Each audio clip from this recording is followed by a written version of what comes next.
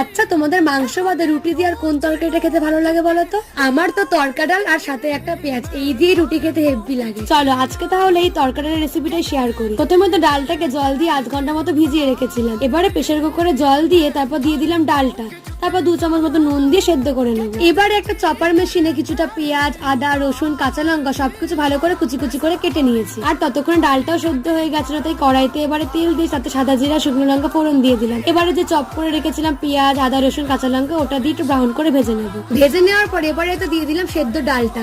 তারপর একে একে নুন, হলুদ গুঁড়ো, লঙ্কা গুঁড়ো, জিরে গুঁড়ো, স্বাদ মতো চিনি দিয়ে সবকিছু ভালো করে মিশিয়ে নিই। তারপর একটা প্যানে তেল দিয়ে কিছুটা পেঁয়াজ কুচি একটু বাদামি করে ভেজে নেওয়ার পর 2টো ডিম ফেটিয়ে দিয়ে দিলাম। আর সামান্য নুন দিয়ে ডিমের ভুজিয়া যেমন করে ওরকম ভুজিয়া করে নিই। এইবারে ডিমের ভুজিয়াটা ডালের মধ্যে দিয়ে ভালো করে মিশিয়ে নেওয়ার পর নামানোর আগে উপর থেকে গুঁড়ো গরম মশলা ছড়িয়ে দিলাম। ব্যাস, তাহলেই রেডি দোকানের চেয়েও আরো বেশি টেস্টি তরকা ডাল। রেসিপিটা ভালো লাগলে প্লিজ একটা লাইক আর সাবস্ক্রাইব করে দিও। টাটা।